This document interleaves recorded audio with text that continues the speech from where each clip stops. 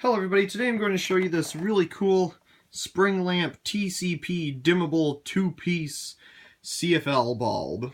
A lot of stuff going for this thing. This is a really early electronically ballasted CFL. This took the same idea as a magnetically ballasted PL adapter, where you can have the adapter and the bulb separate. So all you have to do is, if the bulb burns out, take it out and put a new one in. So they took that idea and made it an electronic version, and also apparently made it dimmable. Now this one looks like it would be retail packaging, so this must have been sold somewhere at one point, but I don't really see a barcode on it. So it might have also been a specialty order item. I got this with all of the flood bulbs by TCP that were in a separate video.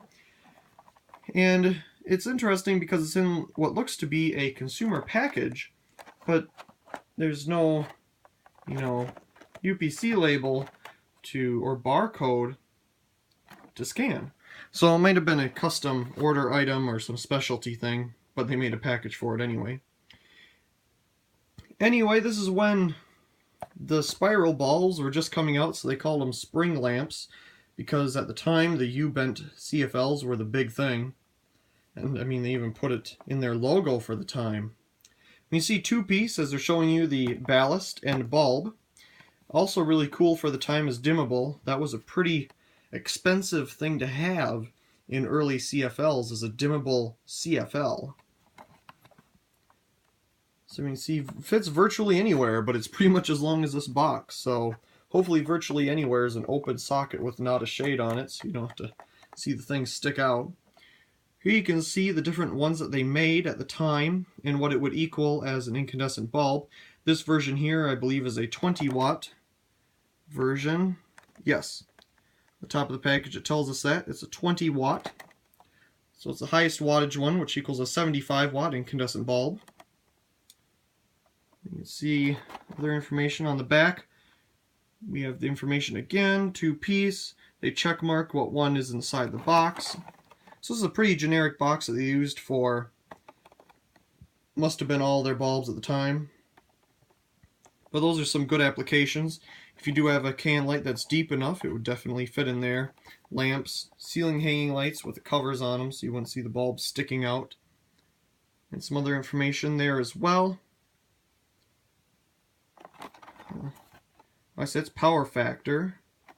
I don't know what THD is, but apparently it's a 0.33 or whatever there. And there we can actually see what TCP stands for, Technical Consumer Products. They don't say that on their packaging anymore, at least not to my knowledge, but that's what it stands for. Nothing on the bottom. There's the top. So let's go ahead and take it out. And here we have essentially the same thing as the flood bulb, but missing the flood portion of the bulb. So you go ahead, it comes out of its packaging here. And here we have it. We have the bulb and the adapter. They come apart.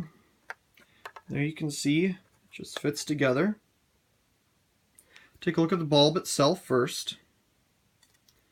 You can see it's 2700K, 20 watt. Very nice. Thick CFL, but of course at the time that's what they had. They didn't make the super thin ones that you see today. There's like some type of grease in there. Of course, their big thing at the time, dimmable CFL, and of course they wanted it to be patented because that was a pretty cool thing. Of course, now you can still find dimmable CFLs, but they're expensive, and I'm sure this at the time was also very expensive. You can see it's high power factor, 20 watt. Customer service. Has the same ID on it there as those other ones we were looking at in a different video, the flood bulb ones. So anyway, the bulb just fits right in here, lining up the pins, and it pops right in. Very nice. Of course, bigger than a 75-watt incandescent bulb, so. Although, let's see if it's bigger than a 5-watt PL. Nope, 5-watt PL is still bigger. Let's see, I gotta take a little adapter out of my socket here. Let's go ahead and first put it in without the dimmer, just to get it warmed up, because I haven't had this thing on before. So you can see the early CFL. Now these early ones had a lot more mercury in them than the ones of today. Of course, those are now being phased out by the LED bulbs, but the ones that you can still find, that is. You see it's slowly warming its way up. And that's what it usually does on the first try with these bulbs. They have to get all the mercury vaporized and into the stream of the arc. So let that warm up just a little bit more. It's starting to get there. You can already see a little bit of blackening here, but that's just the phosphors and how it sat in the bulb when they were draining it out. Because what they do is they fill the whole thing up and then drain it out of the phosphor, and that's what you're left with. So they just tipped it over, drained it out, and whatever is left there, they just left. So it's almost pretty much at full brightness now. Finally. Definitely equals a 75 watt bulb. Let's go ahead and turn it off. We'll take that out. Let's put in our incandescent dimmer here. Turn it all the way to bright, because at the time they didn't have special CFL dimmers. They only had the incandescent ones. So here it is, on again. And I'm going to start turning our dimmer here. Let's see what it does.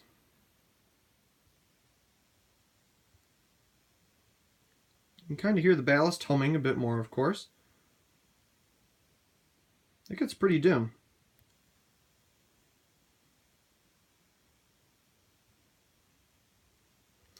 I'd say right there is probably the dimmest point, right before it turns off. And I'd say that's probably equaling a... oh, there it goes. That's how close it was to turning off. I'd say right before it turns off, it equals maybe a 7 watt nightlight bulb. Oops, there it went again. Just trying to ease. Yeah, it equals a 7 watt nightlight bulb at its dimmest. Not very bright at all. Of course, the camera makes it look brighter. So we'll hold it there, and you can see it brightens right up.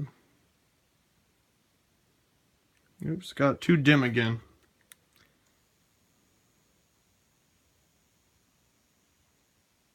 Very unique. I think it's really cool how dim these get. I have GE dimmable CFL, but it doesn't get as dim as this. It cuts out way before.